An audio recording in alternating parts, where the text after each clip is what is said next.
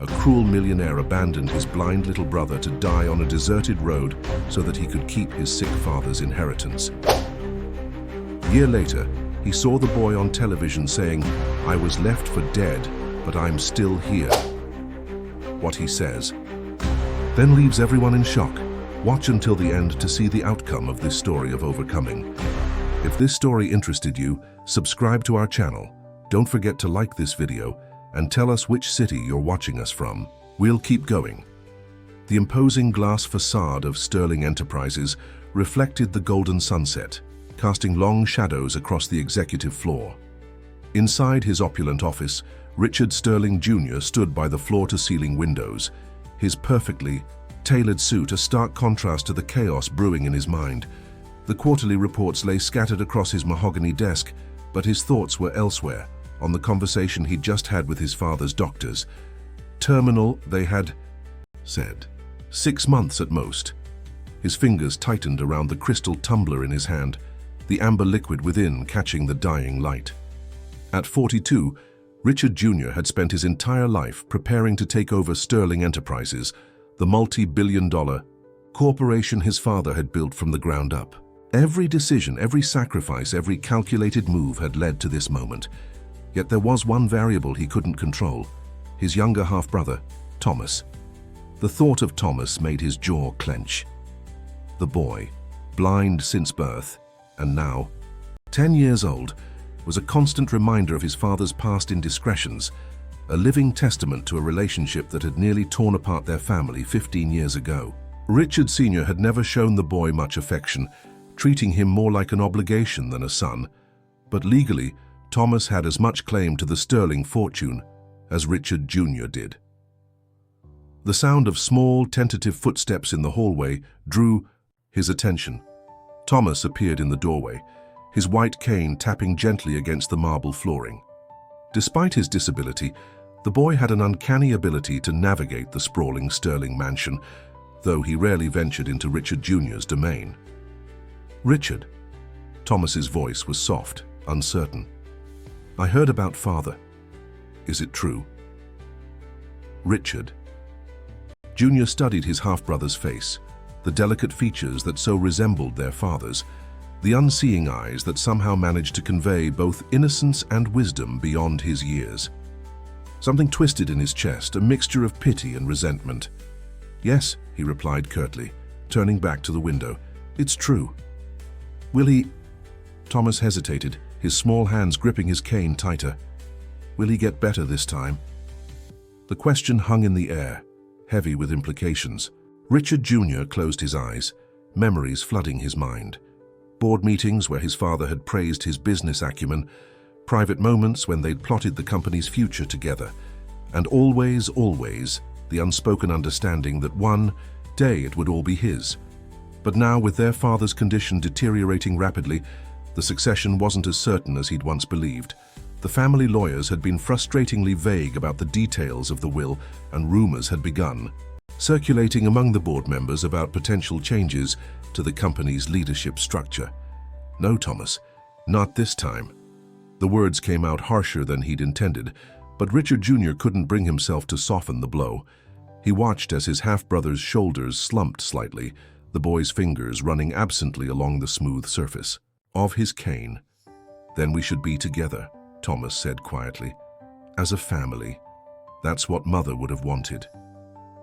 The mention of Thomas's mother, the woman who had nearly destroyed everything Richard Jr.'s own mother had built, sent a fresh wave of anger through him. He set down his glass with more force than necessary, making Thomas flinch at the sudden sound. "Your mother," Richard Jr. said coldly, "is not part of this family, and you do well to remember that." The words hung in the air like poison, and Thomas's face crumpled slightly before he schooled his features into a careful mask of neutrality, a skill he'd learned all too young in the Sterling household. Without another word, the boy turned and made his way back into the hallway, his cane tapping a steady rhythm that echoed through the empty corridor. Richard Jr. watched him go, the familiar mixture of guilt and resentment churning in his stomach. As the sun finally dipped below the horizon, casting the office into shadows, a plan began to form in his mind. If he wanted to secure his birthright, he would need to act soon. The company's future, his future, depended on it.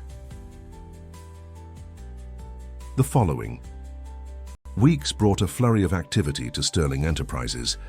As Richard Sr.'s condition deteriorated, the board members grew increasingly anxious about the company's future. Richard Jr. found himself caught in an endless cycle of meetings, conference calls, and strategy sessions, all while watching his father's strength ebb away day by day. Thomas, meanwhile, spent his days in the mansion's music room, his fingers dancing across the keys of the grand piano that had been his sole companion for years. The melodies he created were hauntingly beautiful, filled with a longing that seemed too profound for a child his age. The staff had grown accustomed to these impromptu concerts, often pausing in their duties to listen to the young boy's music drift through the halls. One particularly warm afternoon, as Richard Jr. returned from another tense board meeting, he found Thomas sitting alone in the garden, his face turned toward the sun. The boy had always loved the warmth, claiming he could see the light even if he couldn't see anything else. "They're talking about me, aren't they?" Thomas asked without turning his head. "The board members. I heard Mrs. Harrison discussing it with her assistant yesterday." Richard Jr. paused, surprised by his half-brother's perceptiveness. "What exactly did you hear?" "That I'm a liability," Thomas replied, his voice steady despite the weight of the words. "That no one wants a blind child to have any claim to Sterling Enterprises, even if it's just on paper." The truth of the statement hung heavy in the air between them.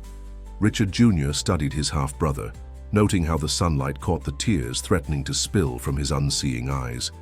For a moment, he saw not the obstacle to his ambitions, but simply a child, lonely, scared, and far too aware of his precarious position in the family.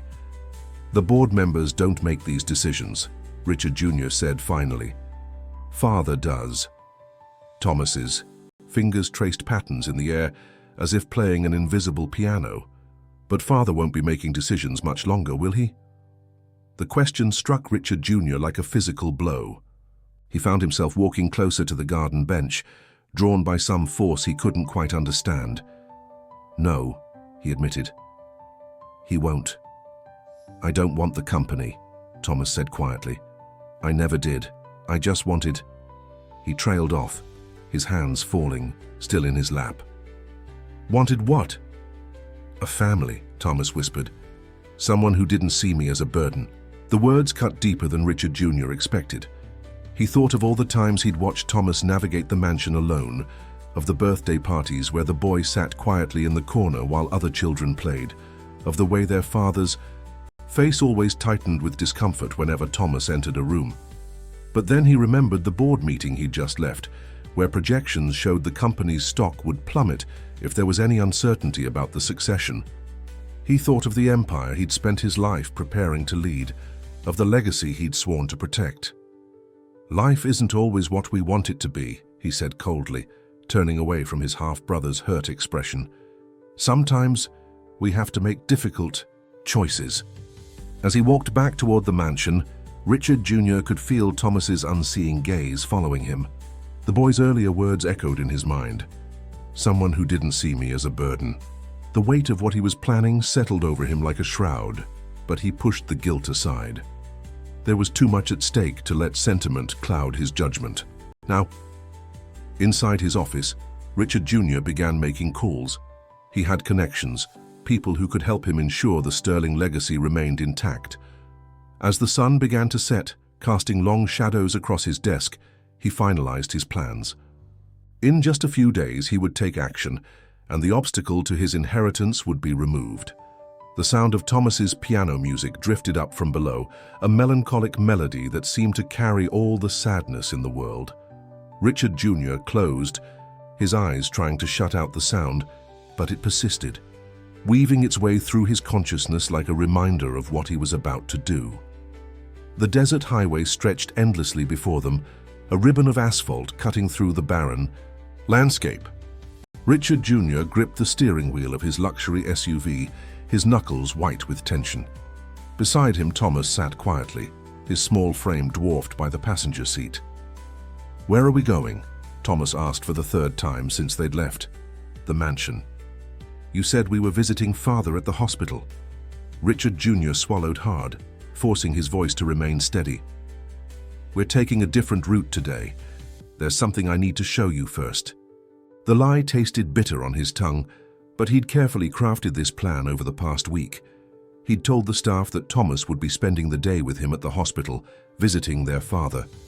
No one would question their absence for "Goers." The air conditioning hummed softly, barely masking the sound of Thomas's fingers drumming nervously against his folded white cane. The boy had always been perceptive, too perceptive for his own good, and Richard Jr. could sense his growing unease. "The air feels different," Thomas observed, his face turned toward the window. "Drier? Hotter? We're not in the city anymore, are we?" Richard Jr. didn't answer. Instead, he pressed harder on the accelerator, watching the speedometer climb as they drove deeper into the desert. The sun hung high in the cloudless sky, casting harsh shadows across the empty landscape. "Richard?" Thomas's voice had grown smaller, more uncertain. "I don't like this. Please tell me where we're going." The plea in his half-brother's voice made Richard Jr.'s stomach churn, but he pushed the feeling aside. He thought of the board meeting scheduled for next week, of the whispered conversations about succession, of everything he stood to lose if he didn't act now. "We're almost there," he said, more to himself than to Thomas. The road ahead curved slightly, revealing a stretch of highway that seemed to disappear into the shimmering heat waves on the horizon. Richard Jr. had chosen this spot carefully, remote enough that passing traffic was rare, yet not so far that he couldn't make it back to the city in time for his afternoon meetings. He slowed the vehicle, pulling onto the shoulder of the road. The tires crunched on the gravel as the SUV came to a stop. Thomas's hands tightened around his cane, his knuckles nearly as white as Richard Jr.'s own. "Why are we stopping?" The fear in Thomas's voice was unmistakable now. Richard Jr. turned off the engine, letting silence fill the space between them. In the distance, a hawk circled lazily against the blue sky, its cry carrying faintly through the thick windows. He looked at his half-brother, really looked at him, taking in the delicate features that so resembled their father's, the unseeing eyes that somehow still managed to convey such depth of emotion. "Get out of the car, Thomas." "What?" Thomas's voice cracked. "No, I don't want to. Please, Richard, whatever this is, get out of the car." The words came out harder this time, brooking no argument. With trembling hands, Thomas unfolded his white cane. Richard Jr. watched as his half-brother fumbled with the door handle, nearly falling as he stepped out into the scorching desert air. The boy's face was pale with fear now, his lower lip quivering as he tried to orient himself in the unfamiliar space. Richard Jr. got out as well, walking around to the passenger side. The heat hit him like a physical force, making his expensive suit stick uncomfortably to his skin. He stood there watching as Thomas tentatively swept his cane across the ground, trying to understand his surroundings. "Richard?" Thomas's voice was barely a whisper now. "Please don't do this. Whatever it is, we can talk about it. We're family." Family. The word echoed in Richard Jr.'s mind, competing with memories of board meetings, stock projections, and his father's disappointed frown. Whenever the subject of Thomas came up, without another word, he turned and walked back to the driver's side of the SUV. "Richard!" Thomas called out, panic rising in his voice. "Richard, please, don't leave me here." The sound of the car door closing cut off Thomas's pleas. Through the windshield, Richard Jr. watched as his half-brother stumbled forward, cane sweeping frantically from side to side. He turned the key in the ignition, the engine roaring to life. "Richard!" Thomas's scream was desperate now, filled with terror and disbelief. "Please, I'm scared." But Richard Jr. had already put the car in gear, his foot pressing down on the accelerator. In his rearview mirror, he watched Thomas's figure grow smaller and smaller until it was just a tiny speck in the vast desert landscape. Even after, he could no longer see his half-brother. He imagined he could still hear those desperate cries carried on the hot desert wind. The merciless sun beat down on Thomas's small frame as he huddled against a large rock, his white cane clutched tightly to his chest. Hours had passed since the sound of Richard's car had faded into the distance, leaving him alone with the whisper of the wind and the occasional cry of desert birds. His throat burned with thirst, and his fair skin felt raw from the sun's relentless assault. Despite his inability to see, Thomas had always been able to sense light and heat, and now that sensitivity had become a torment. He had tried walking, using his cane to navigate, but the unfamiliar terrain and scorching heat had quickly sapped his strength. "Someone will come," he whispered to himself, his voice cracking. "Someone has to come." As if in answer to his prayers, a distant sound caught his attention, the rumble of an engine. Thomas straightened up, his heart pounding. He wanted to run toward the sound, but fear kept him rooted to the spot. What if it was Richard coming back? What if it was someone worse? The engine sound grew closer, then suddenly cut off. Thomas heard car doors opening and closing, followed by the crunch of footsteps on gravel. "Oh my God, Miguel, look!" A woman's voice filled with concern. "There's a child here." More footsteps, faster now. Thomas flinched as gentle hands touched his shoulders. "Sweetie, are you okay?" The woman's voice was closer now, warm and kind. "I'm Elena, and this is my husband Miguel. We're here to help you." Thomas felt tears welling up in his eyes. I'm Thomas. I'm blind and I don't know where I am." "Dios mío," Miguel's deep voice rumbled. "Elena, he's burning up. We need to get him out of this sun right now." Gentle hands helped Thomas to his feet. He swayed slightly, weakened by hours in the heat, but strong arms steadied him. The couple guided him carefully to their vehicle, an old pickup truck, he realized, as they helped him into the back seat. "Here, drink this," Elena said, pressing a cool water bottle into his hands. "Slowly now, pequeño, not too fast." As Thomas sipped the water, he heard Miguel and Elena speaking quietly in Spanish, their voices tight with concern. Even without understanding the words, he could sense their worry and anger at finding a blind child abandoned in the desert.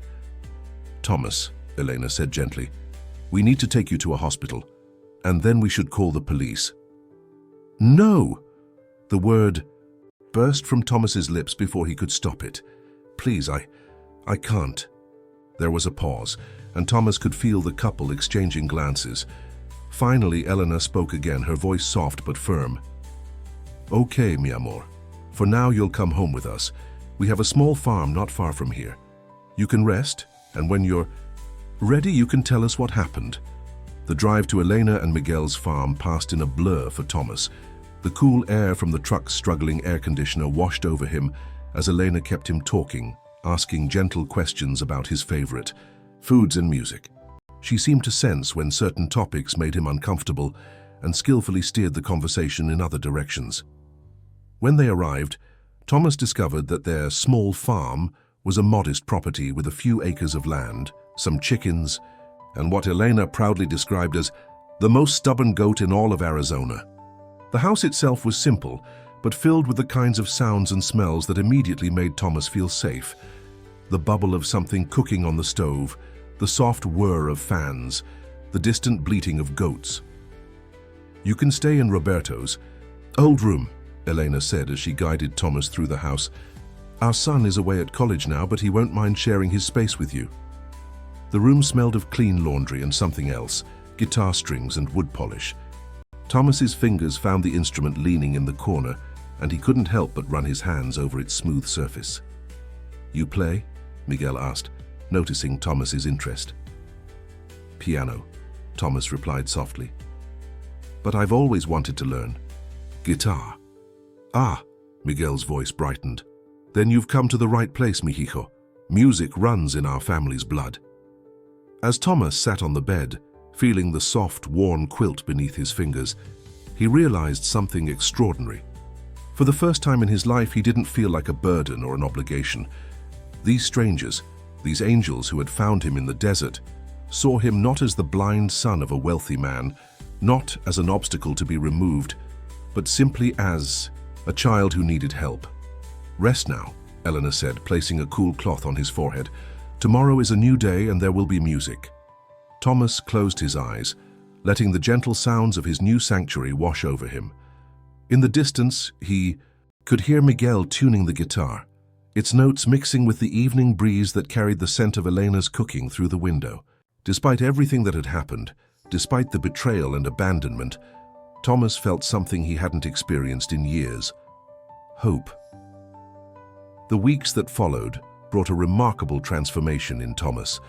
Under Elena and Miguel's nurturing, Care, the frightened boy who had arrived at their doorstep, began to blossom. Each morning, Thomas would wake to the sound of roosters crowing and Elena humming in the kitchen as she prepared breakfast. The routine of farm life, with its predictable rhythms and honest work, gave him a sense of purpose he'd never known in the Sterling mansion. Miguel, true to his word, began teaching Thomas to play the guitar. The boy's natural musical talent, honed by years of piano practice, translated beautifully to the new instrument. His fingers, once accustomed to ivory keys, now danced across steel strings with growing confidence. Music, Miguel would say during their lessons, is not just about playing the right notes. It's about feeling the story in your heart and letting it flow through your fingers. Thomas took these words to heart, pouring his emotions into every song he learned. The pain of abandonment, the joy of finding a new family, the lingering questions about his past. All of it found expression through his music. Soon he was composing his own songs, simple melodies that grew more complex as his skills improved. Elena, watching from the kitchen window as Miguel and Thomas sat on the porch playing together, would often wipe away tears. "That boy," she would tell her friends at church, "he has the soul of an angel trapped in his music." The local community, initially curious about the blind boy who had suddenly appeared at the Martinez farm, quickly embraced Thomas. Word of his musical talent spread through the small town, and soon he was playing at community gatherings, church, events, and even local festivals. One Sunday afternoon, as Thomas performed at the town's monthly market, a talent scout from a regional television station happened to be passing through. She stood transfixed as the young boy played an original composition, his unseeing eyes closed in concentration, his whole body swaying with the music. "There's something special here," the scout, Sarah Collins, told Elena and Miguel afterward. "His story, his talent. People need to hear this." Thomas, listening to the conversation from his seat on the porch steps, felt a flutter of anxiety in his stomach. He hadn't spoken publicly about what had happened to him, about Richard's betrayal or his former life. The memory still haunted his dreams, making him wake up in cold sweats some nights. Elena's gentle hand smoothing his hair as she whispered soothing words in Spanish. "I don't know if I'm ready," he said quietly, his fingers absently strumming the guitar strings. Elena sat beside him, her arm wrapping around his shoulders. "Mi pequeño músico." Sometimes the songs that are hardest to sing are the ones that need to be heard the most. Miguel joined them, his weathered hand resting on Thomas's shoulder. "She's right, hijo. Your music has helped you heal. Maybe it can help others too." Thomas thought about all the other children out there who might feel lost, abandoned, or different. He thought about the darkness that had almost consumed him in the desert, and the light that Elena and Miguel had brought into his life. Slowly he nodded. "Okay," he said, his voice growing stronger. "I'll do it, but I want to play my own song, the one I've been working on." Sarah's face lit up. "That would be perfect. We can schedule the interview for next month's Rising Stars, a segment. It's one of our most popular shows." As they discussed the details, Thomas's fingers found the opening notes of his new composition, a piece he'd titled Desert Angels. The melody started soft and mournful, like a lost child's cry, then gradually built into something stronger, more hopeful, before finally soaring into a celebration of resilience and love. Elena and Miguel exchanged proud glances as they listened. In just a few months, they had watched Thomas transform from a broken child into a confident young musician. His blindness, once seen as a limitation by his biological family, had become almost irrelevant in their home. What mattered was his heart, his talent, and the joy he brought to everyone around him. That evening, as the sun set over the farm, Thomas sat on the porch with his guitar, practicing for his upcoming television appearance. The familiar sense of Elena's cooking wafted through the screen door, mixing with the desert air and the distant sounds of the goats settling in for the night. For the first time since that terrible day on the desert highway, Thomas felt truly ready to tell his story. Not just through his music, but with his own voice strong and clear. Little did he know that his words would soon reach far beyond the local television station, setting in motion events that would shake the Sterling Empire to its very foundation. Television studio hummed with activity as the crew made final adjustments to the lighting and sound equipment. Thomas sat in the interview chair, his guitar resting comfortably in his lap, Elena and Miguel's reassuring presence just off camera. The host of Rising Stars, Amanda Chen, had spent the last half hour helping him feel comfortable with the setup, explaining where everything was positioned and guiding his hands to the microphone and water glass. "We'll start with your music," Amanda explained warmly, "and then move into your story. Just remember, you can take breaks whenever you need them." Thomas nodded, his fingers automatically finding the opening chords of Desert Angels. The familiar notes helped calm his racing heart as the floor director counted down to airtime. "Welcome back to Rising Stars," Amanda's professional voice rang out. "Today we have a very special guest, a young musician whose story of triumph over adversity will touch your hearts. Please welcome Thomas Martinez."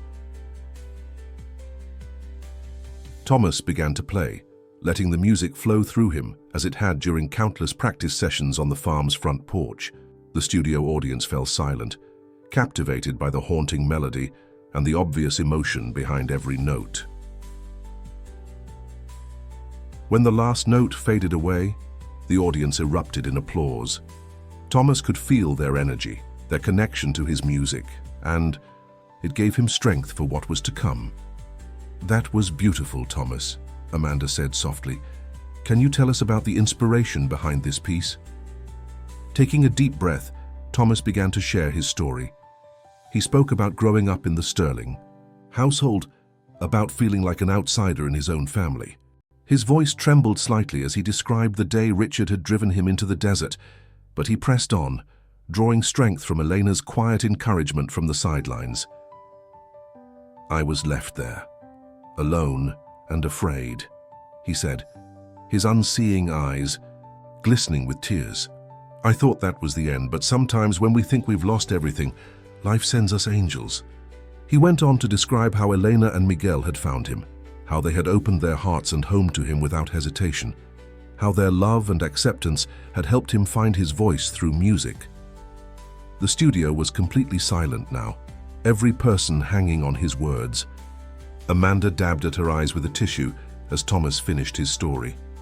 "And now," Thomas said, his voice growing stronger, "I want other children who feel different or unwanted to know that they're not alone, that their differences can become their strengths." What Thomas couldn't see was that his interview was being watched by thousands of viewers across the region, including several members of the Sterling Enterprises Board of Directors. In offices and homes throughout the city, people sat transfixed by the story of the abandoned blind boy who had found his way through music.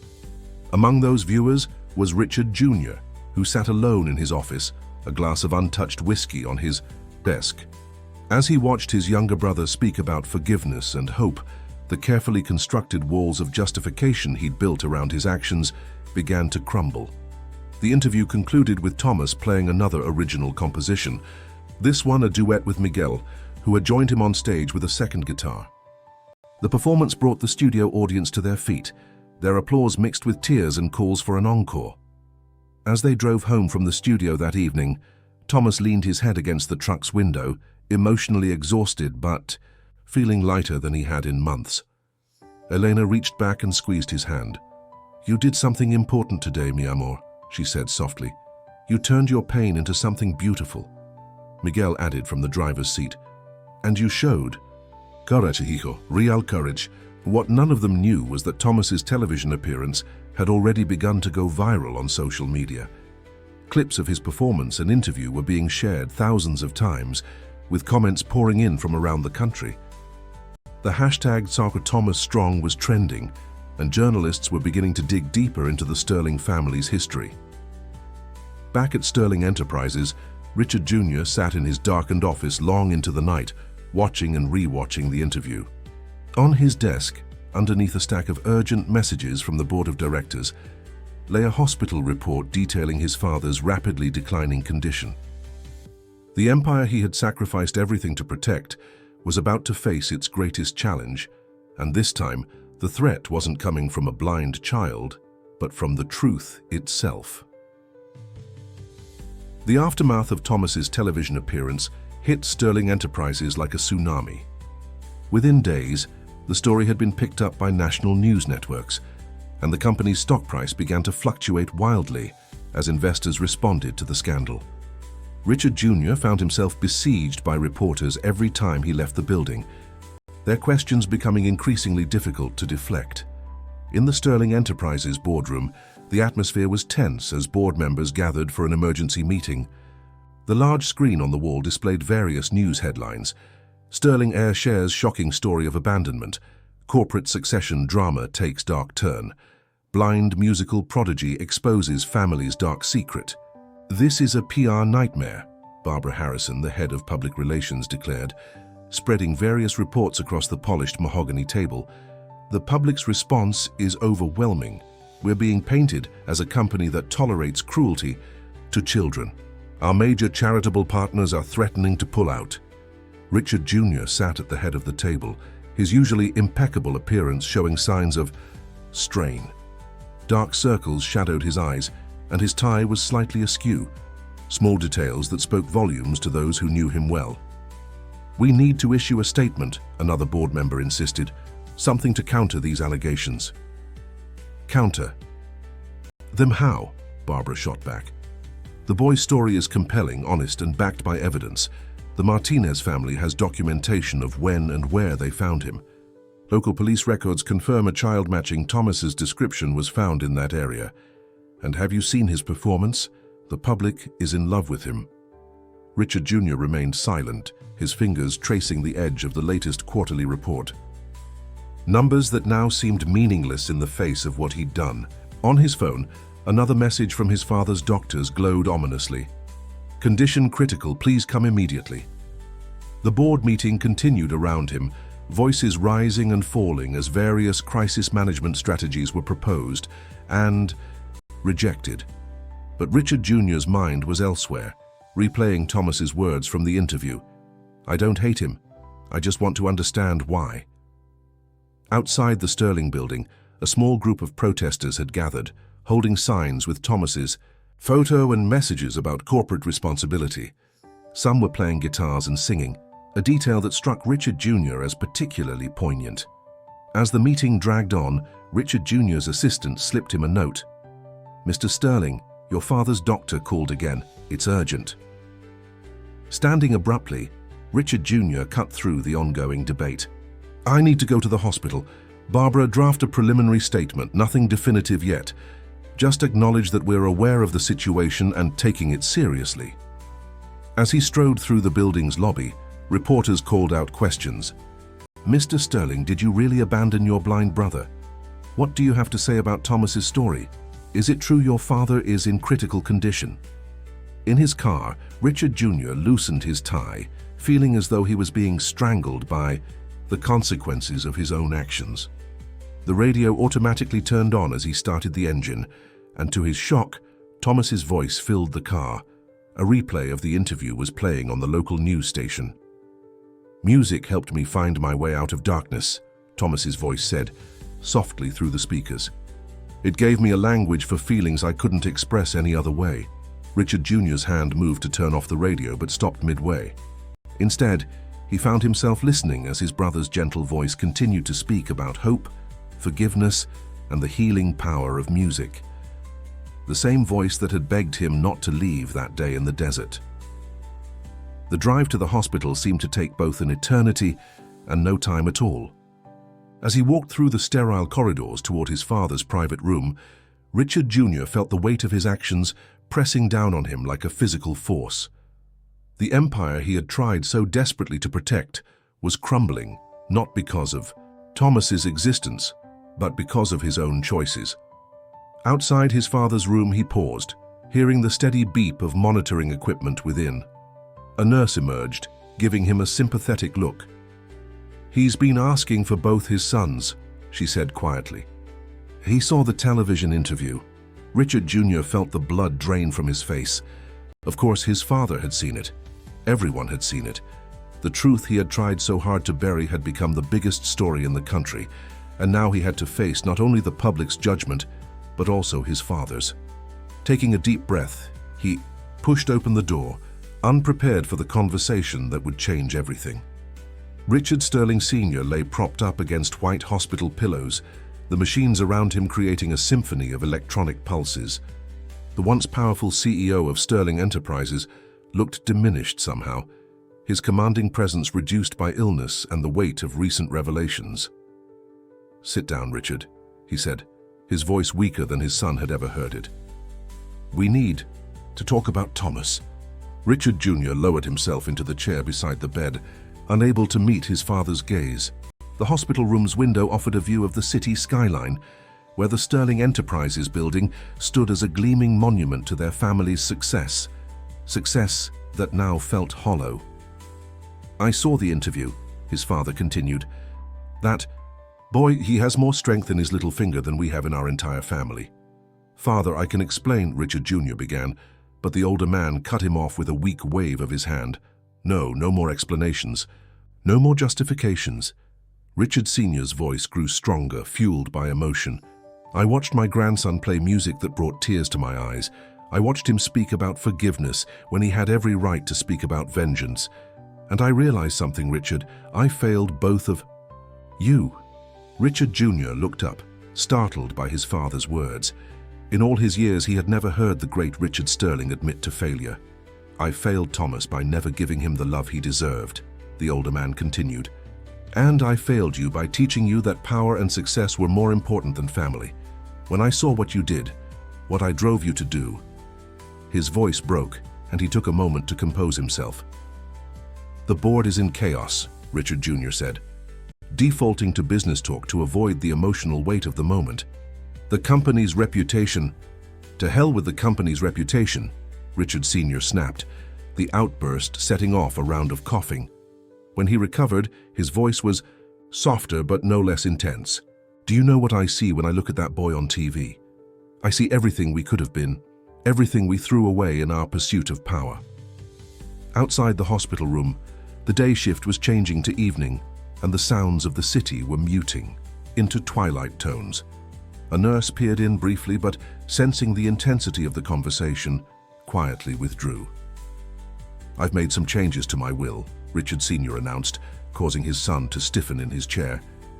"The company will be placed in a trust, managed by an independent board until Thomas comes of age. You'll retain your position as CEO, but with oversight." "What?" Richard Jr. stood abruptly, his chair scraping against the floor. "After everything I've done to protect the company." "Protect it?" His father's voice cracked like a whip. "You abandoned a blind child in the desert, your own brother, and in doing so you proved exactly why you shouldn't have unchecked power over this company." The words hit Richard Jr. like physical blows. He sank back into his chair, the truth of his actions finally breaking through his carefully constructed defenses. "The boy doesn't even want the company," he whispered. "No, he doesn't," his father agreed, "but he deserves to have a choice, and more importantly, he deserves to have a family that will finally do right by him." Richard Sr. reached for a folder on his bedside table, his hands shaking slightly as he held it out to his son. "Inside is the revised will, along with a letter I've written to Thomas. I want you to deliver it personally." "You want me to go see him?" Richard Jr.'s voice was barely audible. "Yes, not as a CEO, not as a Sterling, but as a brother who needs to ask for forgiveness." His father's eyes held his own, filled with a mixture of sadness and determination. "It's time to decide who you really want to be, Richard. The man who abandons a child in the desert, or the man who has the courage to face his mistakes and try to make them right." As the sun set outside the hospital window, casting long shadows across the room, Richard Jr. sat with the folder in his hands, feeling the weight of its contents. Not just the legal documents, but the chance for redemption they represented. In the distance, he could hear a street musician playing guitar, the melody drifting up to their window like a reminder of the brother he had tried so hard to forget. The choice before him was clear: continue down the path of denial and self-justification, or take the first step toward becoming the person Thomas had shown was possible, someone capable of forgiveness, growth, and love. The Martinez farm appeared before Richard Jr. like a mirage in the desert heat, modest and welcoming in a way the Sterling mansion had never been. His luxury car seemed out of place on the dusty driveway, just as his tailored suit felt inappropriate under the scorching Arizona sun. He sat in his car for several long minutes, the folder from his father heavy in his hands. Through the open windows, he could hear the sound of guitar music floating from the farmhouse. Two guitars playing in harmony, one clearly more experienced than the other, but both full of joy and life. As he finally stepped out of his car, the music stopped, the screen door creaked open, and Elena Martinez appeared on the porch, her expression guarded. She had recognized him immediately. His face had been all over the news since Thomas's interview. "Mr. Sterling," she said, her voice cool but not hostile, "we've been expecting you." "You have?" Richard Jr. was surprised by this. "Thomas said you would come eventually," she replied, wiping her hands on her apron. "He's always been able to sense things others can't." The sound of footsteps inside the house made them both turn. Thomas appeared in the doorway, Miguel close behind him. The boy had grown taller in the months since Richard had last seen him, and there was a confidence in his bearing that hadn't been there before. "Hello, Richard," Thomas said quietly, his hand resting on the doorframe. "I heard your car. It sounds expensive." The simple observation, delivered without bitterness, made Richard Jr. wince. He looked at his brother, really looked at him, and saw not the obstacle he had once perceived, but a young boy who had somehow found the strength to build a beautiful life from the ashes of betrayal. "Thomas, Richard Jr. began, then faltered. All the carefully prepared speeches he had rehearsed on the drive seemed hollow now. "Would you like to hear what I've been working on?" Thomas asked, surprising everyone. "I wrote a new song yesterday." Before Richard Jr. could respond, Thomas had turned and walked back into the house, his movements sure and confident in the familiar space. Elena and Miguel exchanged glances before Elena gestured for Richard to follow. Inside, the house was modest but filled with warmth. Family photos on the walls, the smell of fresh bread in the air, and musical instruments in various corners. Thomas sat at an upright piano that had seen better days, but still held its tune. "This one's called Brother's Prayer," Thomas said simply, and began to play. The melody that filled the room was unlike anything Richard Jr. had ever heard. It started with a sense of loss and loneliness that made his chest ache, then gradually transformed into something more complex. Hope intertwined with sadness, forgiveness, dancing with pain. The music spoke of their shared history in a way words never could. As the final notes faded away, Richard Jr. realized his cheeks were wet with tears. Elena and Miguel had quietly left the room, giving the brothers privacy for what would come next. "Thomas," Richard Jr. said, his voice rough with emotion, "I have something for you, from Father."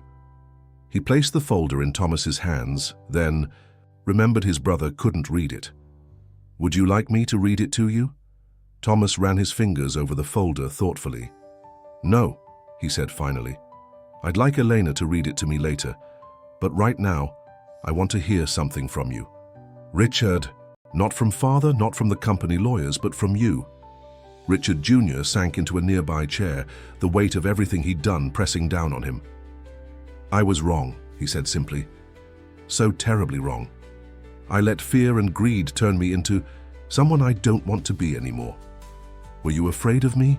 Thomas asked, his unseeing eyes somehow finding Richard's face, "or of what I represented?" "I was afraid of losing everything I thought mattered," Richard Jr. admitted. "The company, Father's approval, my position. I was so focused on the empire that I forgot about being human." Thomas's fingers found the piano keys again, playing a soft, thoughtful melody. "You know what's funny? Here, where I supposedly have nothing, I found everything that really matters: love, acceptance, music, a real family.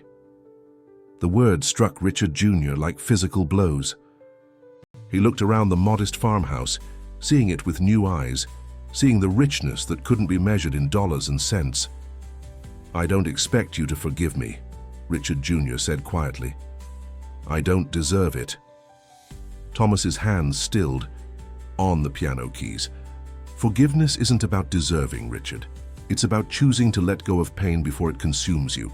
Elena and Miguel taught me that." A sound from the kitchen made them both turn. Elena was humming as she worked, the homey sound drifting through the house like a gentle reminder of what family should be. "Would you like to learn how to play?" Thomas asked suddenly. "Just a simple melody, something we could play together." Richard Jr. stared at his brother, understanding the olive branch being extended. Here was Thomas, whom he had tried to destroy, offering him a chance at redemption through music, the very thing that had saved Thomas himself. With trembling hands, Richard Jr. moved to the piano bench beside his brother. As Thomas began to teach him a simple tune, their shoulders occasionally brushing, both brothers understood that this was more than a music lesson. It was the first step on a long journey toward healing, not just for them, but for the entire Sterling family. The contents of Richard Sterling Sr.'s letter sent ripples through both the Sterling Empire and the Martinez household. Elena read it aloud to Thomas in the family room, her voice steady but emotional as she translated the complex legal language into terms the young boy could understand. The trust would ensure Thomas's future while allowing him the freedom to pursue his own path.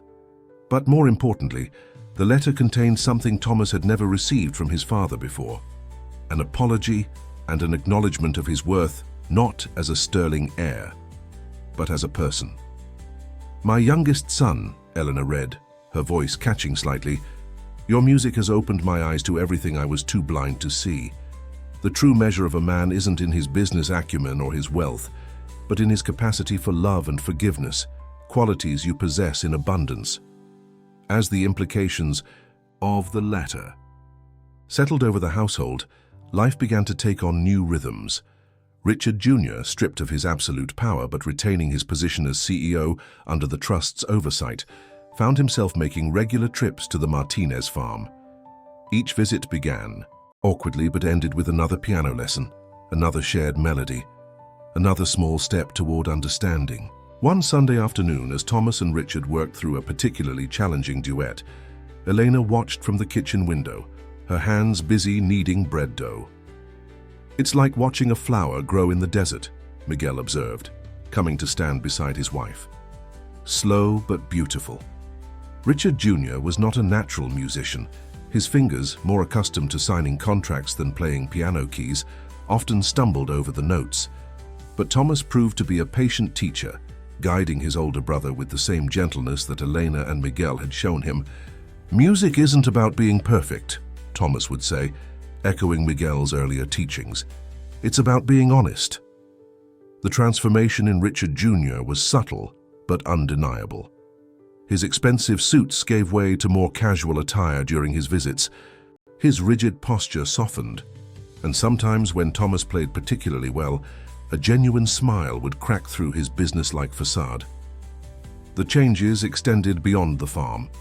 At Sterling Enterprises, Richard Jr. began implementing new corporate responsibility initiatives with a special focus on programs supporting children with disabilities. The board members, initially skeptical, were won over by the positive public response and the authentic way Richard approached these changes. "We're not doing this for publicity," he told them during a meeting. "We're doing it because it's right, because every child deserves a chance to shine." Thomas, meanwhile, continued to grow both as a musician and as a person. His story and talent attracted attention from music schools and organizations across the country, but he remained grounded, finding joy in teaching music to other visually impaired children who visited the farm. One evening, as the sun set over the desert, casting long shadows across the farm, Thomas and Richard sat on the porch steps after their lesson. The scent of Elena's cooking wafted through the screen door, mixing with the desert air and the distant sounds of the farm animals settling in for the night. "Sometimes I wonder," Thomas said thoughtfully, his fingers playing with a guitar pick, "if everything happened exactly as it was supposed to, if I needed to lose one family to find another, and then bring both families together." Richard Jr. was quiet for a moment, considering his brother's words. "You're wiser than I ever was at your age," he finally said. "Wiser than I am now, probably." "Not wise," Thomas corrected with a small smile. "Just loved. Really loved. Maybe for the first time in my life."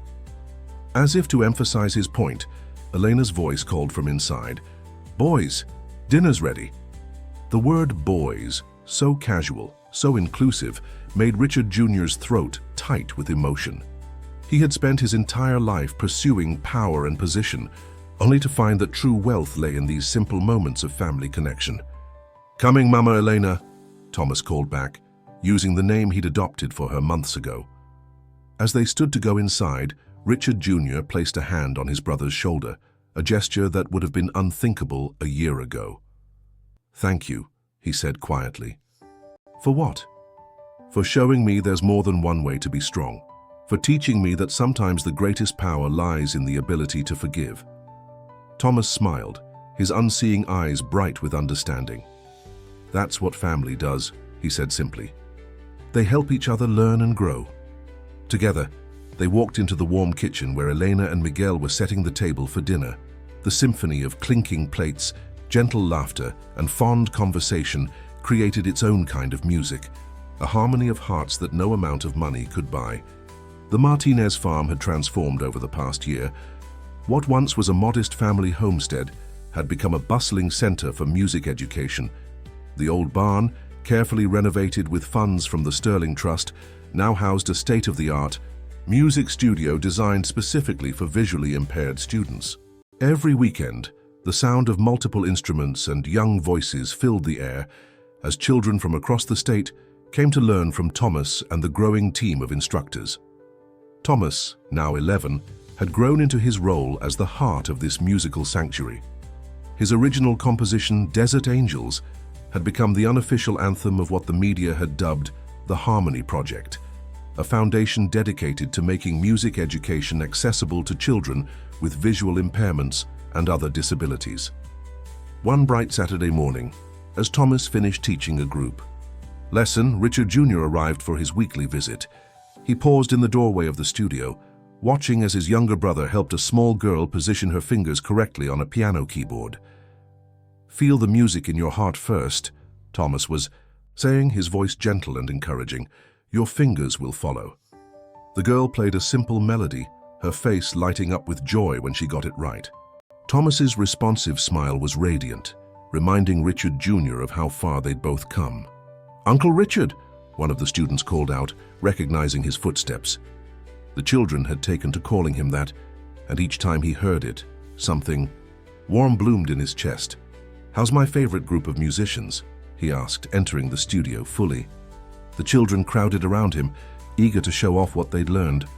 Richard Jr., once uncomfortable with such displays of affection, now knelt down to their level, listening intently to each child's progress.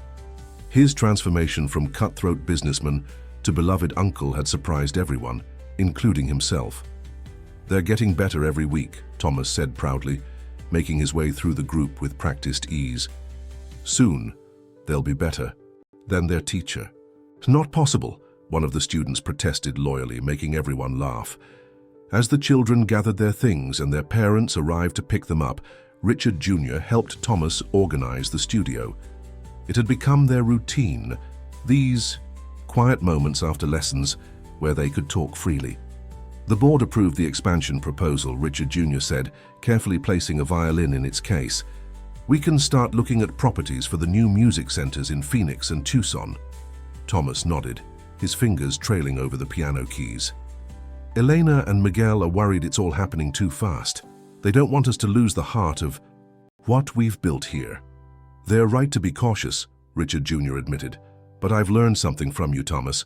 Sometimes the biggest risks yield the most beautiful rewards." Outside, Elena's voice carried across the yard as she thanked the last of the parents, and invited them to stay for lemonade. The sense of community she and Miguel had fostered was as much a part of the foundation's success as the music itself. "I had a dream last night," Thomas said suddenly, his fingers finding the opening notes of a new melody. "I was playing in a huge concert hall, but instead of an audience, it was filled with stars. Each star was a child we'd helped find their voice through music." Richard Jr. sat beside his brother on the piano bench, their shoulders touching comfortably. "That sounds like more than a dream. It sounds like a vision." "Maybe," Thomas smiled. "But you know what the best part was? You were there, playing beside me. We were making music together, and it wasn't just beautiful. It was healing." The word struck a chord in Richard Jr.'s heart. Healing was exactly what had been happening, not just between them, but within the entire extended family they'd created. The Sterling name, once synonymous with corporate power, was becoming known for something far more valuable. "I have something to tell you," Richard Jr. said, his voice serious but warm. "Father's doctors say he's strong enough for short trips. Now he wants to come see you perform at next month's student showcase." Thomas's hands stilled on the keys. "Do you think he's ready? Am I ready?" "I think," Richard Jr. said carefully, "that he's learned the same lesson I did. Sometimes the bravest thing we can do is admit our mistakes and try to make them right." "Will you help me prepare something special for him?" Thomas asked after a moment. "Something we can play together?" "I'd be honored," Richard Jr. replied, emotion making his voice rough. "But you'll have to be patient with me. I'm still not as good as your youngest students." Thomas laughed, the sound pure and free. "That's okay. Music isn't about being the best. It's about opening your heart and letting others in." As if to demonstrate, he began playing their first duet, the simple melody he'd taught Richard Jr. months ago. Without hesitation, Richard Jr. joined in, his part basic, but played with genuine feeling. Their music drifted out through the studio's open windows, across the farm where Elena was serving lemonade on the porch, past the fields where Miguel was teaching another student about rhythm using the sounds of nature.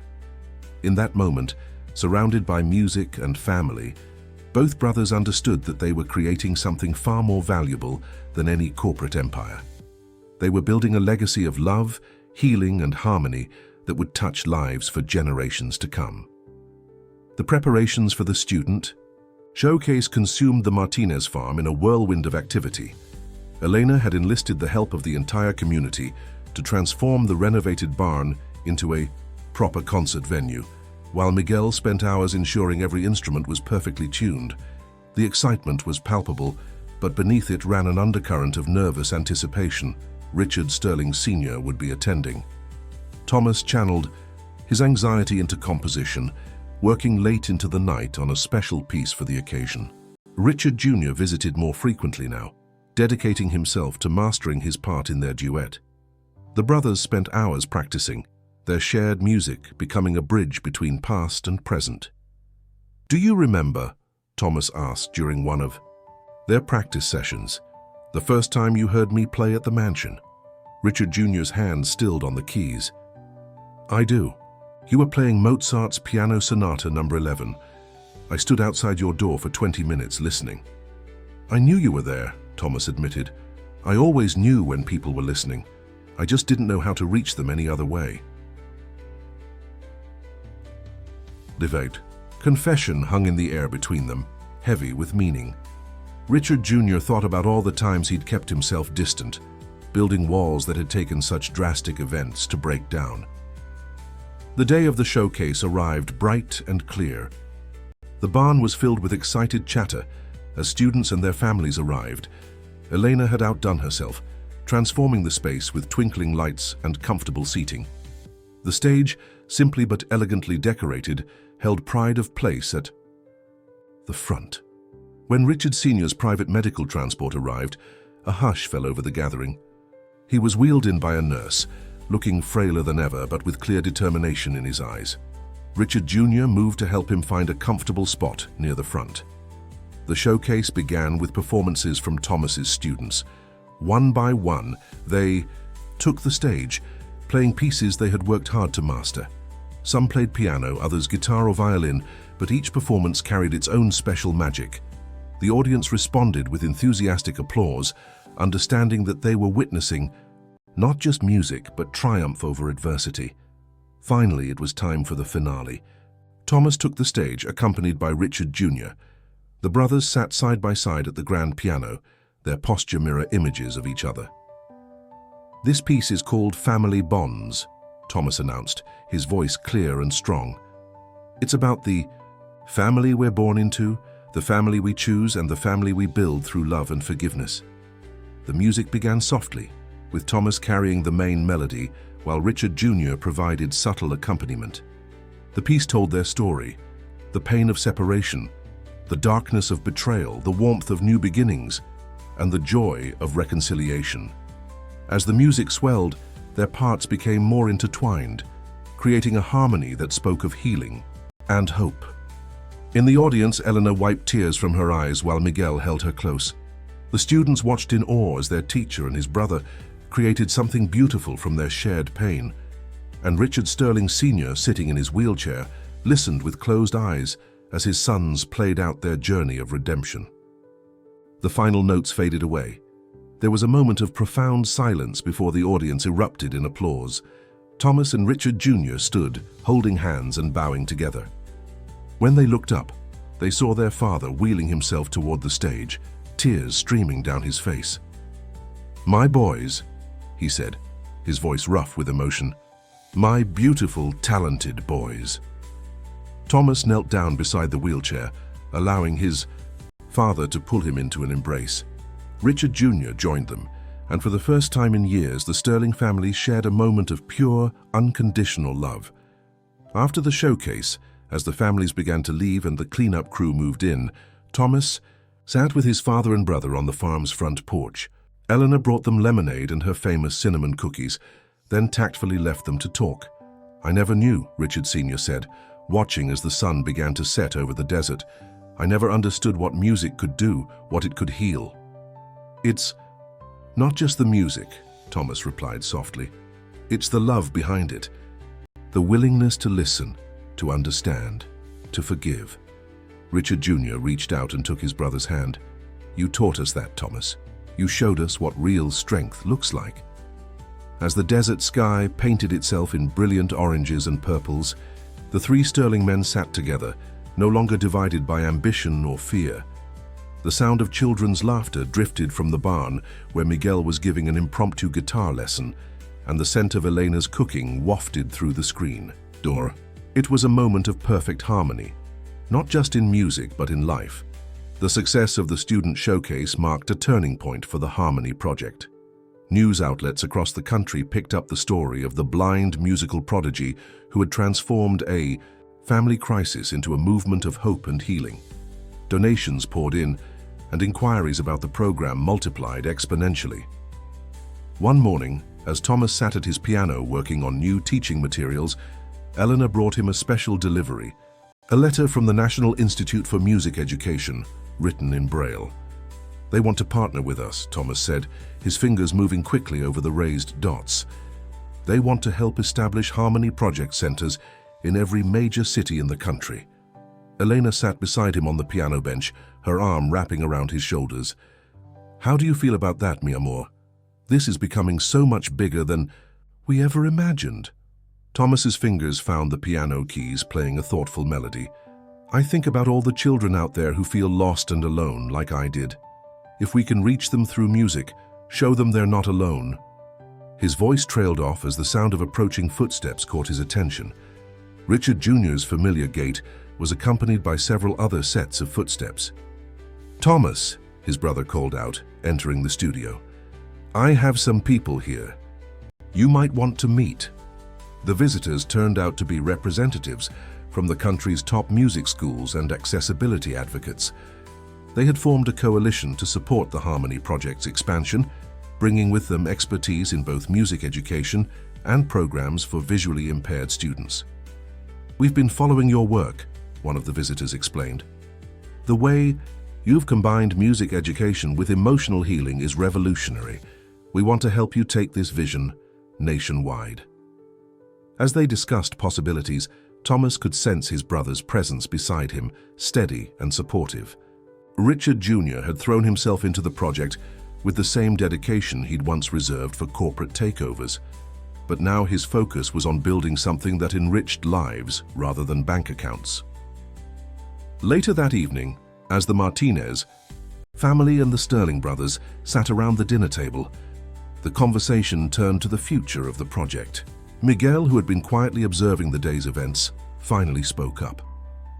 "You know what makes this program special?" he asked, his voice thoughtful. "It's not just about teaching music, it's about creating familia. Every child who comes here becomes part of something bigger than themselves." Elena nodded, reaching over to squeeze Thomas's hand. "And now we have the chance to create that feeling for children everywhere." "But how do we keep that personal touch?" Thomas wondered aloud. "How do we grow without losing the heart of what we've built here?" Richard Jr., who had been silently contemplating his glass of water, cleared his throat. "Maybe that's where the Sterling business experience can actually help, not in making it corporate, but in creating a structure that preserves the essence while allowing it to reach more people." He went on to outline a vision where each new center would be modeled on the Martinez farm's approach. Small, intimate settings where children could feel safe and valued.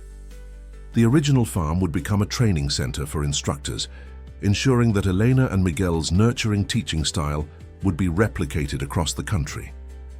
"We'll make sure every center has its own Elena and Miguel," Richard Jr. promised, smiling at the couple who had taught him so much about true family values.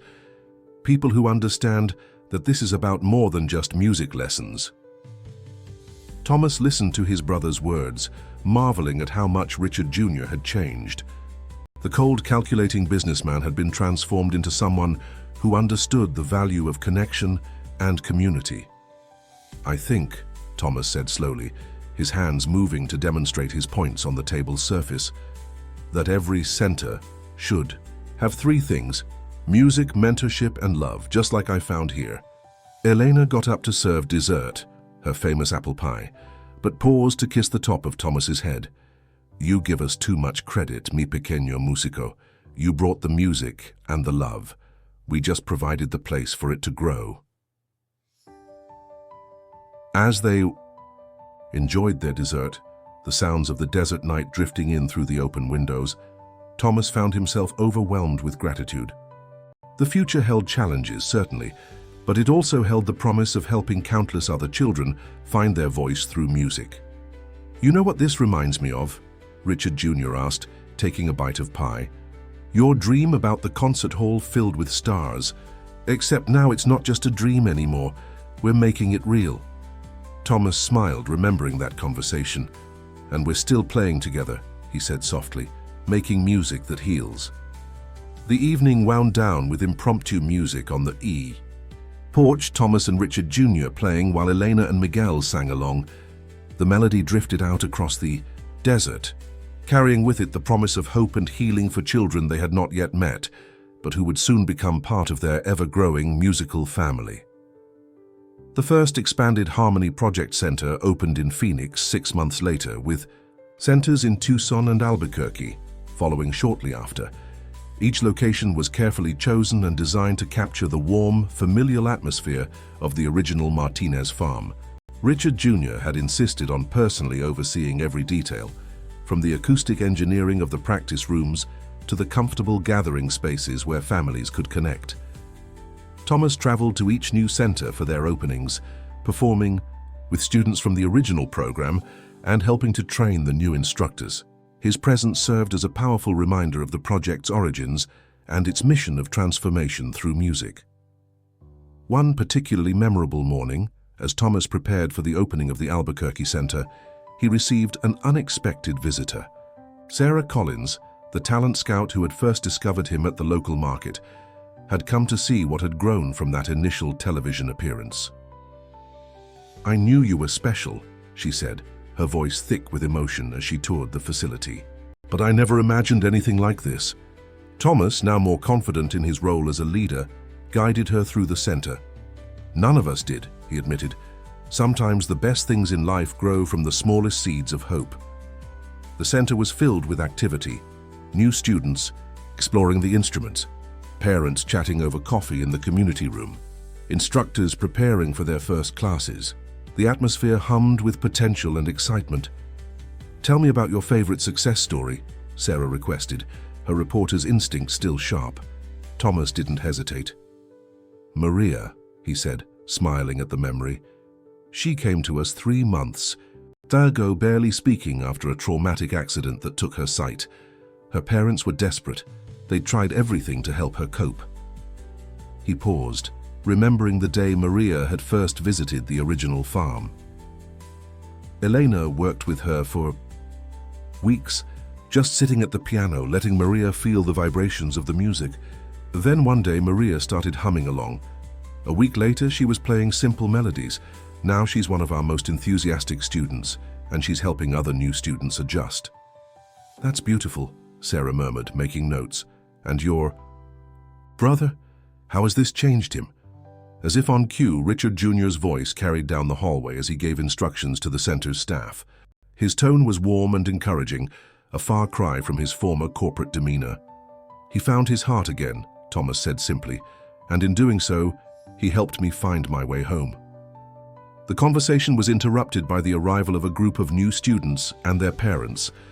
Thomas excused himself to greet them, his white cane tapping confidently against the floor as he moved to welcome them to their first day. "Remember," he told the nervous children, "everyone feels scared at first, but music has a way of turning strangers into family." As he helped each child find their instrument of choice, Thomas could hear Richard Jr. in the background, talking with parents about the program's philosophy. His brother had become an eloquent advocate for their cause, using his business acumen to secure funding and support while never losing sight of the program's heart. Later that afternoon, during the center's official opening ceremony, Thomas and Richard Jr. performed together, a tradition they had established for each new location. Their duet, a piece Thomas had composed specially for the occasion, told the story of transformation and healing that had become the Harmony Project's hallmark. As they played, Thomas could sense the audience's reaction, the caught breaths, the subtle shifts in energy, the occasional sniffle of emotion. Music had a way of speaking directly to the heart, bypassing barriers of language, culture, and experience. After the performance, as families mingled and explored the new facility, Richard Jr. found his way back to his brother's side. "Each opening feels different," he observed, "but somehow they all feel like coming home." Thomas nodded, understanding exactly what his brother meant. "That's because we're not just building music schools," he replied. "We're creating spaces where people can find themselves and each other through music." The sound of a child's laughter echoed through the hallway, followed by the tentative notes of a piano being explored for the first time. Thomas and Richard Jr. stood together, listening to the simple melody of new beginnings.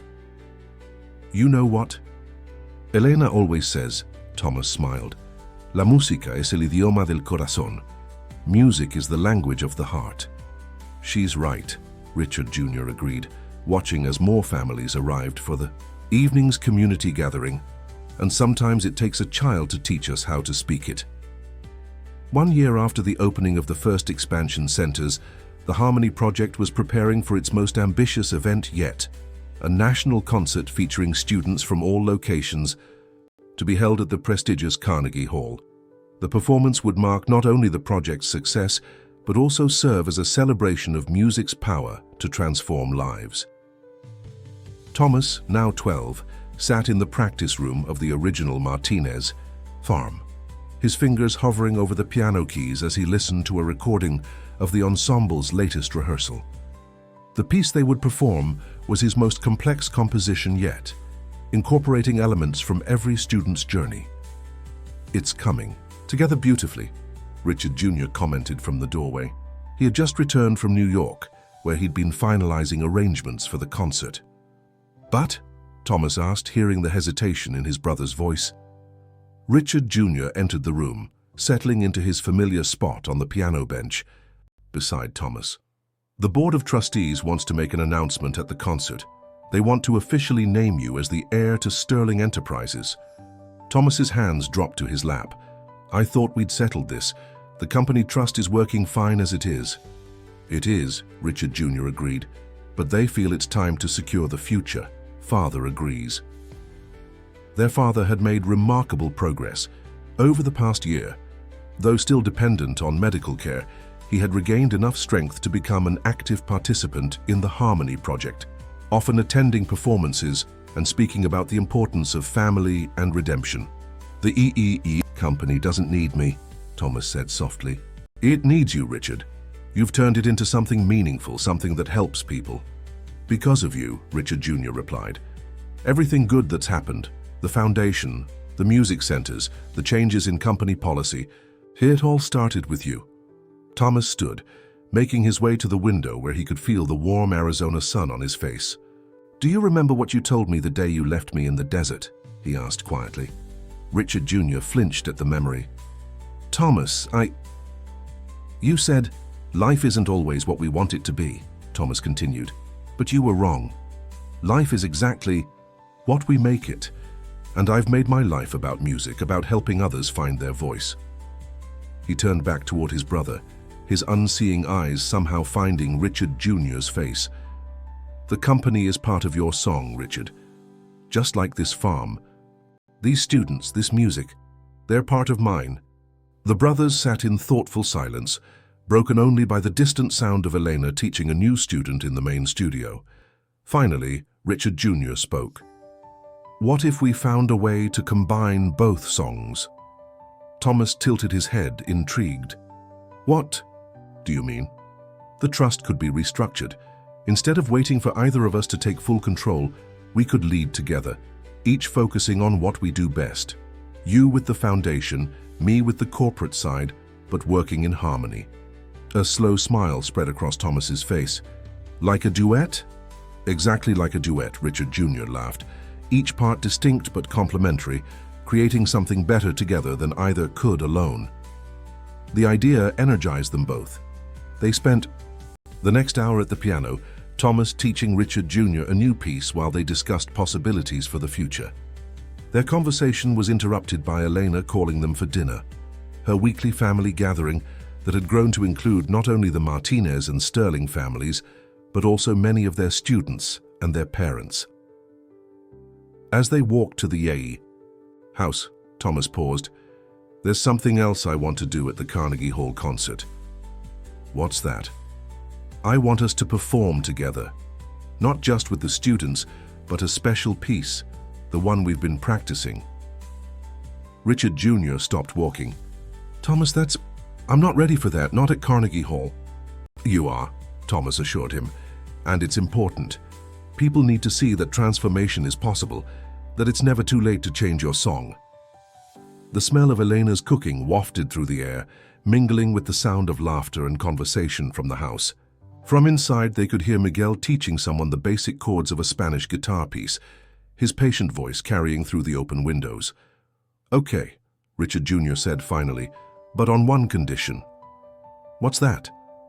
We play Desert Angels, the first song you wrote after coming here, the one that started everything. Thomas smiled, reaching out to squeeze his brother's hand. Deal. But we're going to practice every day until then. As they entered the house, they were enveloped by the warmth of family and community, the beautiful symphony they had, created together from the ashes of their past. The Carnegie Hall performance would be more than just a concert. It would be a testament to the power of love, forgiveness, and the healing magic of music. Carnegie Hall buzzed with anticipation on the evening of the Harmony Project's national concert. The prestigious venue had sold out weeks in advance, its seats filled with supporters, music lovers, and families whose lives had been touched by the program. Backstage, students from across the country gathered, their excitement palpable as they prepared for the performance of their lives. Thomas stood in the wings, his performance clothes crisp and neat. Elena had insisted on a new suit for the occasion. Beside him, Richard Jr. adjusted his tie for the 10th time, his nervousness manifesting in small fidgets. The house is full, Richard Jr. murmured, every seat taken. Thomas smiled, reaching out to straighten his brother's tie. They're not. here to judge us, Richard. They're here to be part of something special." Around them, the students chatted quietly, instruments at the ready. Each child had a story. Some had lost their sight, others had been born blind, but all had found their voice through music. They represented everything the Harmony Project stood for: hope, healing, and the power of artistic expression. In the front row of the audience, Elena and Miguel sat with Richard Sterling Sr., who had insisted on attending despite his doctor's concerns. The old man's eyes were bright with anticipation, his hands clasped tightly in his lap as he waited to see his sons perform together. The concert began with performances from various Harmony Project centers. Each group showcased their unique interpretation of hope and resilience through music, from classical pieces to original compositions. The audience responded with enthusiastic applause, understanding that they were witnessing not just music, but triumph over adversity. Finally, it was time for the evening's centerpiece. Thomas and Richard Jr. took the stage together, walking to the grand piano that gleamed under the spotlights. The audience fell silent as the brothers settled onto the bench, their shoulders touching lightly. "Good evening," Thomas spoke into the microphone, his voice clear and confident. "Tonight, my brother and I would like to share a piece that holds special meaning for us. It's called Desert Angels, and it's a story about loss, love, and the family we choose." Richard Jr. took a deep breath as Thomas's fingers found the opening notes. The melody began softly, telling the story of abandonment and fear.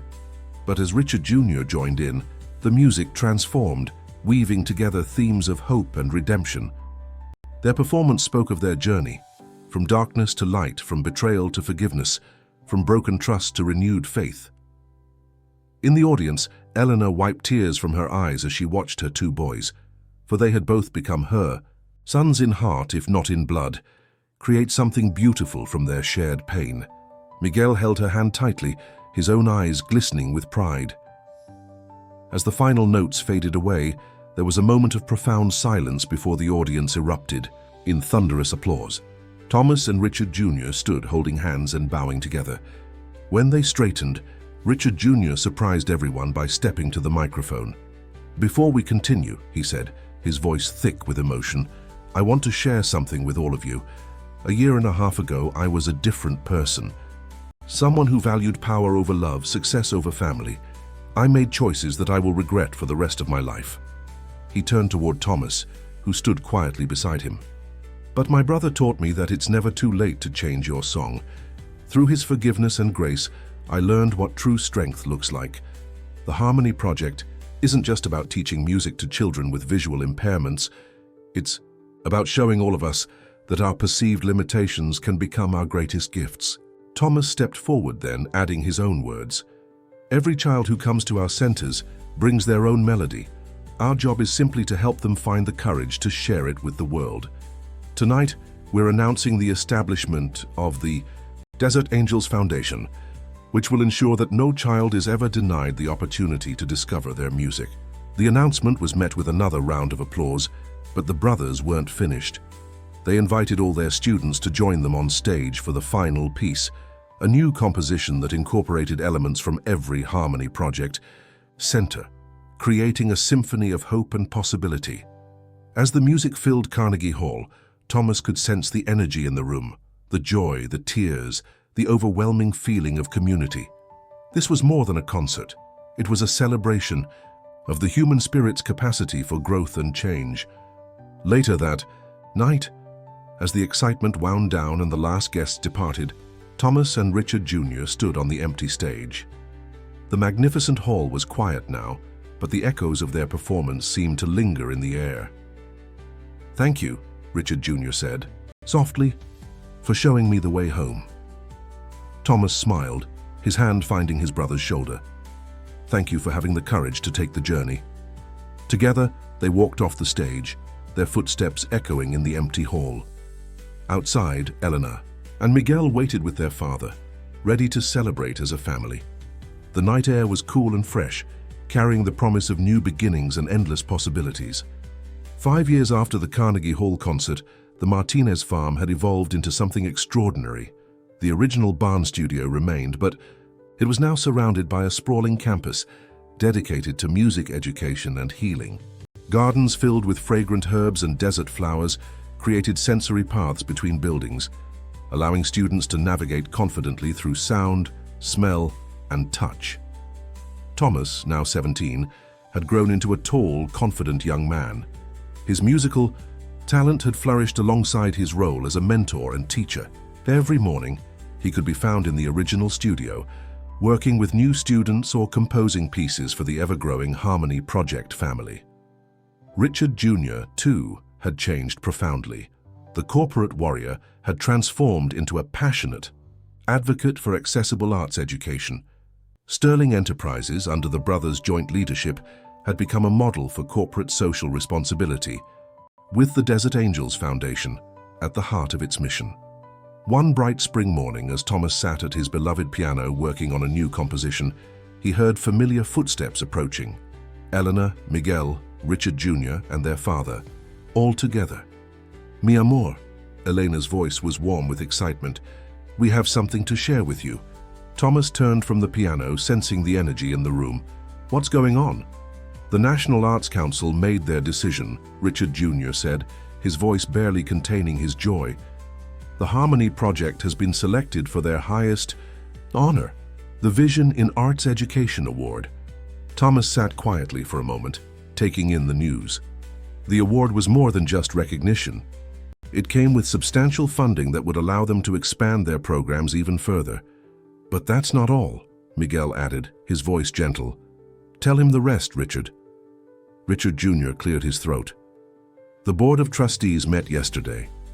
They've approved our proposal to transform the old Sterling Mansion into the country's first residential music academy for visually impaired students."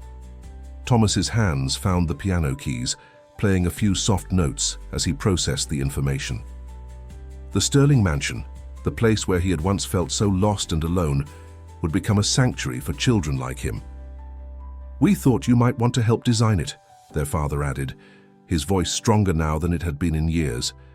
The experimental treatments he'd undergone had given him renewed energy, and he'd thrown himself into supporting the foundation's work.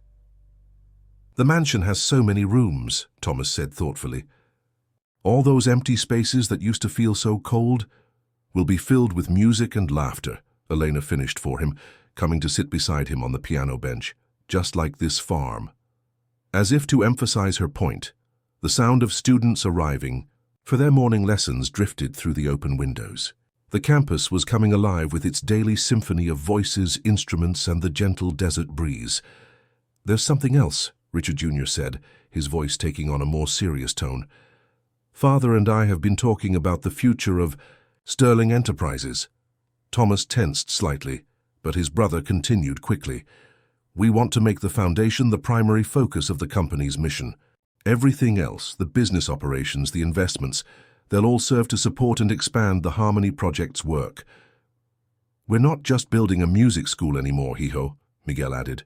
"We're creating a legacy." Thomas stood, moving to the window where he could feel the warm sun on his face. He thought about all the children whose lives had been touched by the project, all the families who had found hope and healing through music. He thought about his own journey, from a lonely blind child to a teacher and mentor who helped others find their voice. "A legacy," he repeated softly. "But not the kind we originally thought, is it, Richard?" "No," his brother agreed, moving to stand beside him. "Something far more valuable."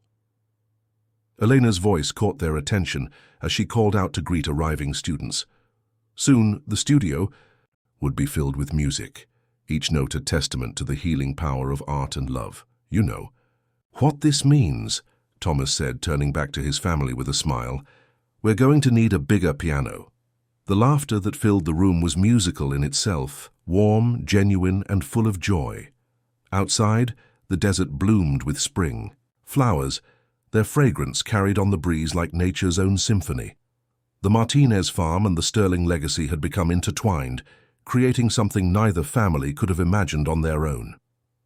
As his family left to greet the arriving students, Thomas remained at the piano, his fingers finding the keys once more. The melody that emerged was new, a piece that spoke of growth, transformation, and the endless possibilities that lie ahead when hearts are open to change. The grand opening of the Sterling Academy of Music drew visitors from around the world. The mansion's transformation was remarkable. What had once been cold, imposing halls were now warm, inviting spaces designed to nurture young musicians. Every detail had been carefully planned to be both beautiful and accessible, from the textured walls that helped with navigation to the garden paths that sang with wind chimes. Thomas stood in what had once been his childhood bedroom, now converted into a cozy practice studio. The space where he had spent so many lonely hours was unrecognizable, filled with instruments and the latest adaptive music technology. "Strange to be back here, isn't it?" Richard Jr.'s voice came from the doorway. "Not back," Thomas corrected gently. "Forward. Everything's different now." The brothers made their way downstairs to where guests were gathering for the opening ceremony. Elena and Miguel, now recognized as pioneers in accessible music education, were greeting arrivals with their characteristic warmth. Their father sat in his wheelchair near the front, looking proud and content. The ceremony began with a performance by the first class of Academy students, 20 talented young musicians from across the country, each with their own story of challenge and triumph. As they played, Thomas thought about how far they'd all come from that day in the desert. When it was his turn to speak, Thomas took the stage with confidence, his white cane tapping gently against the floor as he found his way to the microphone. "Many of you know my story," he began, his voice carrying clearly through the transformed grand hall. "But today isn't about the past. It's about the future we're creating together. Every room in this building holds a promise that no child will ever have to face their challenges alone." He gestured to where his family sat. "I learned that family isn't just about blood. It's about the people who see your light when you're surrounded by darkness. It's about those who help you find your voice when you think you've lost it forever." Richard Jr. joined him on stage then, and together they unveiled the Academy's motto, written in both text and braille: "Through music, we see." The ceremony concluded with a special performance, Thomas and Richard Jr. playing Desert Angels on the same piano where Thomas had first learned to play. But this time, they were joined by a full orchestra of Harmony Project students from across the country, their music filling the mansion with joy and hope. Later that evening, as the celebration continued around them, the extended Sterling Martinez family gathered in the garden. The desert sunset painted the sky in brilliant colors, and the warm breeze carried the scent of Elena's roses, a touch of the farm she'd insisted on bringing to the academy. "Look at what you've built, mi amor," Elena said, squeezing Thomas's. "Tenosticas, what we've all built together," Thomas corrected, smiling as he heard the sound of students practicing in the distance. Richard Jr., who had been unusually quiet, finally spoke.